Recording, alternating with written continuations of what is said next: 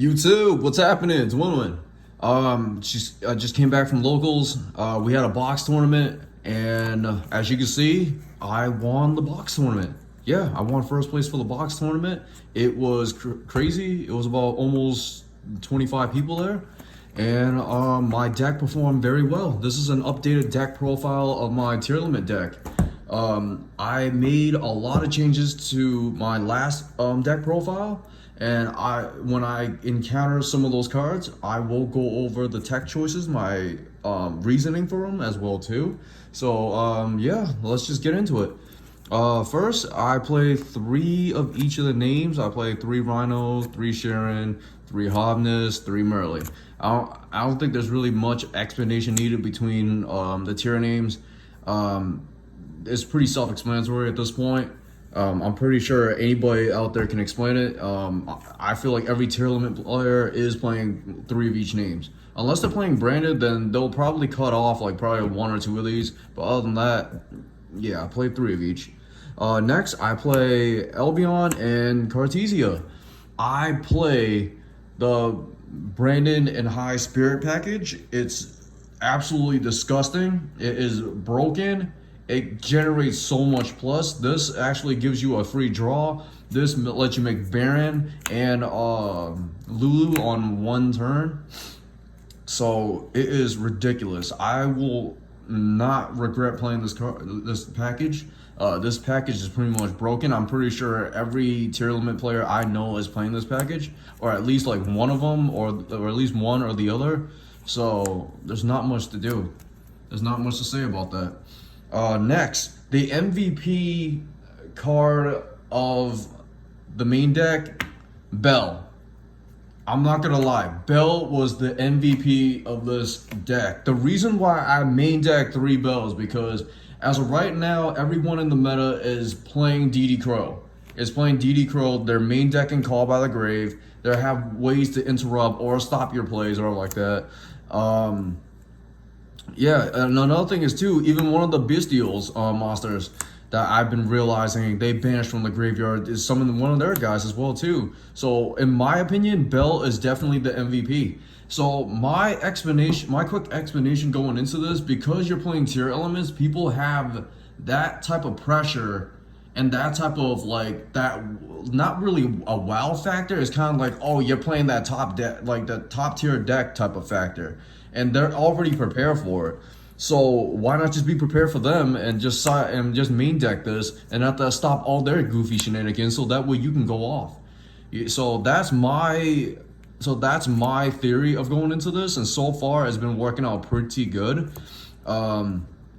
And this card put in a lot of work in the main deck, so I cannot complain about this card. It's so good, guys. Definitely give it a try. You will not regret it. Next, my second hand trap I play is definitely Imperm. Side lock is still a thing.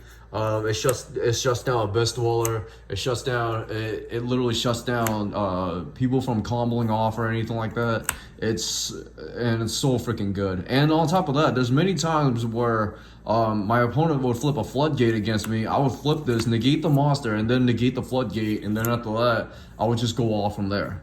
Seriously, it's so freaking good. Next, I play technically 4 planets because terraforming is technically a planet, but I play planet. There's no explanation needed about planet. I'm pretty sure everybody knows what it does. It's the most broken card in the Tearlament deck. Next, I cut Scream to 2. Yes, I felt like 3 was a little cloggy. There's many times where I would draw 2 of these cards. There was nothing to do. There was many times where I would mill 2 and they're like, there's nothing, you know, like you really can't resolve 2 in 1. So I play 2. It comes up when I need it. I mill it when I need it, and it's not that cloggy at 2, and that's the reason why I play 2. So next, I play the Brandon High Spirit. Again, there's not much explanation needed about this card. This card is ridiculous. Like, yeah, there's really not much saying about this. Next, the one-offs, I play Foolish Burial, Instant Fusion, Call by the Grave, and also the last card that I play as well too that was very impactful in this game was Harpy's Fairy Duster. So these three, I won't do too much explaining. These three are just pretty much broken. Again, this card should have got banned, but whatever. I play Harpy's Fairy Duster. Ever since Red Reboot got banned, I realized a lot of people are playing more back row decks, such as Labyrinth, Outledge, Runix. There's so many people that are main decking Floodgates and also side decking Floodgates to the point where, one removal is just not enough. So why not just take out the one removal and just play Harpy's Fairy Duster? This card put in a lot of work. I played 2 Runic Sprite in my finals, and my first round was also against Outledge Branded as well too with Bestial. So this card put in a ton of work. Honestly, I would probably never cut this in my main deck. I would always side this out if I need to, but other than that, I feel like it's a more impactful card going in to the format versus signing something that would just trade 1 for 1. Yeah. Next, another tech choice I would play too. Triple Talon Tactics. Again, this is a hand trap format. I feel like everything that they activate would just interrupt your plays. This gives you a chance to fight back. There was many times where I looked at my opponent's hand and he will have like a DD Crow. One time I looked at my opponent's hand, I just got rid of his Bestial cards, and then after that I just went off. Sometimes the draw 2 can actually come in handy, and also one time I took someone else's kit, and then after that I fusioned with one of my Tearlament and made a Lulu, and then after that I just punched for game too. So it was so freaking good. Triple Tactics Talon, I would never side this card out. It's with this meta coming up with being hand trapped everywhere, and also it's kind of slow as well too. This gives me a chance to fight back. So yeah. Next, I main deck 3 Super Polys. Again, this card is not banned. This card is not limited. Why not just use it? This thing just interrupts play. It shuts down boards. It wipes boards. It's the best card going second.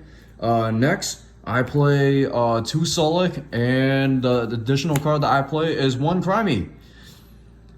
I feel like the ratio with 2 Screams, and 3 Traps is so freaking fantastic. It's so amazing. Seriously, there's so many times where I would just mill this card, and then after that I will search out one of these 3 depending on what the game state and the situation would be.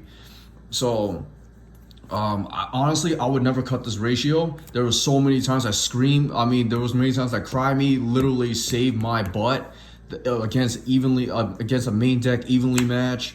A main deck, just anything that would wipe my board. Seriously, I even negated Mystic Mine with this thing, and it was so good. Sulic, there's really nothing else I can say about this card, and that's pretty much my main deck. There was a lot of spicy techs in there. Yeah, going on to the extra deck. Extra deck, I made a few little changes, but it's still the same. First, I played 2 kits. Nothing much to say. I would highly recommend anybody to play 2 if you're playing the deck. Playing 1 is kind of ballsy because if this card gets DD Crow, you pretty much cry. Next, Lulu. I played 1. There was no need to play 2. I did test it 2. I only used 1 ever. So yeah. Next, I play 2 Kaleido. So the reason for playing 2 Kaleidos is because this is again, like I said in the other video, this is the _1 card that they would DD Crow and probably Call by the Grave. There was one time where someone belled this card to stop his effect to Foolish Burial 1 card from the deck to the graveyard in order to pop off. So if that happens too, that would pretty much hurt you as well. And another thing is too, the effect to shuffle 1 back into the deck with the field card, with Planet on field is so strong. And on top of that, it's kind of like a surprise factor that a lot of people don't see coming as well too. So give it a shot, seriously. Both of them. Another thing is too, both of them are never dead. You're always gonna make this card in an out situation or you're pushing for game. There's none of them. Yeah, these cards are never gonna be dead. Just letting you know. Next, the changes that I play was now I only play one Dragostapelia. I feel like one is just necessary. There was no times where I went into more than one as well too. I feel like just one is just enough. That's it. One is good. Mud Dragon and also Garua. I consider these probably my super poly targets depending on the matchup that I go against. There's many times where I go against Sprite and I will make this first turn just so I can shut down just so I can use the effect and negate the first monster. So turn that monster into level 1. It's just, there's not much to say. Next, I only play 2 Xyz. I play Abyss Dweller and also Time Redoer. Time Thief Redoer. These cards came in clutch. In the mirror match, this card put in work. Brand Despia, this card put in work. Not much to say about these two. Next, I made a few changes to my Xyz lineup. My Xyz lineup is still the same. I play 1 Elf. I play 1 Dark. Nothing changes. And 1 Unicorn. This card is broken. This card is broken. It's a reasonable amount to push, and it's a reasonable amount to make. So the spicy tech that I did play in this deck as well too is that I play Sprint. Yes, there's so many times where this card would come in handy. Seriously, there was many times that I had nothing on board, and then after that, I'll just have a Merly after when I resolve triple Tax's talent, take my opponent's monster, normal summon Merly, mill 3. Usually if I hit, hooray. If I don't, then at least I still have a backup. I would link their monster into my Merly in order to make this guy. And then after that, the effect of him just to send Merly so that way she can fusion and go and just pop off is just so strong. There's so many times where I made this card and I would literally just gone off. Seriously, it's so freaking good. It is so freaking good. Like I know it's a very underrated card. You're just using it for Merly, but the fact that this thing can just send one from the deck to the graveyard is just, instead of gambling to just mill, it's just so freaking good. Yeah. Honestly, it's good. There's nothing else to say. Next, I play Baron because I play Cartesia with the combo as well too with Brandon High Spirit. Baron is such a broken card. There's nothing else to say. Next, I'm moving on to my side deck. I play 3 Cosmic Cyclone because Floodgate is a thing, Runic is a card, Mystic Mind is still a card. There's not much else to say. Next, to board wipe, I play Evenly Match, just to board wipe my opponent. Is extremely good against the mirror match. This card is actually wicked good against every deck out there. Nothing to it. Next, I play Anti-Spell Fragrance going first. To shut down Runics, to shut down Lightning Storm, to shut down Harpy's Fairy Duster for a turn.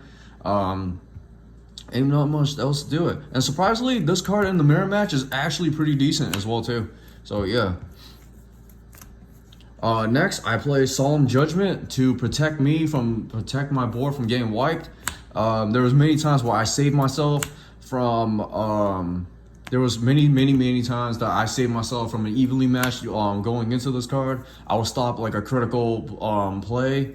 I will stop a monster from being hit on the field just to even prevent my board from getting wiped. There was many times where I stopped a bestial monster from removing one of my cards to stop me from going off. Last but not least, this is a little embarrassing. I had to borrow the card. It's unfortunate that I had to borrow the card, but the card that I did borrow for the last 3 cards of my side deck was Dark Hole. I know, these are proxy. I did borrow it from a friend of mine during the tournament. Dark Hole was like clutch. It was so good. There was so many times where I got I got raw disciple locked, like I guess you can say. There was many times where my opponent would make a full field board, and then after that, I would just throw something melee that would just negate the melee, and I'll just dark hole, and then after that, I'll just wipe the board clean. I used this one time to out a Mystic Mind so I can push for game. That was a pretty fun. That was pretty fun encounter. There was many times that I baited out the IP Masquerena with Dark Hole as well too. 3 of them are coming in the mail, but for now I just gotta be patient.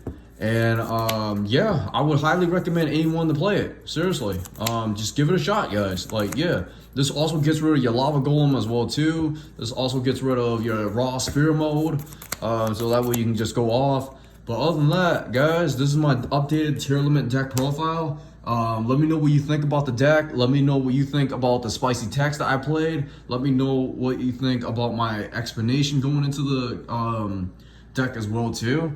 Other than that, sign out, peace. Like I promised you guys, another box opening. Box open video coming soon.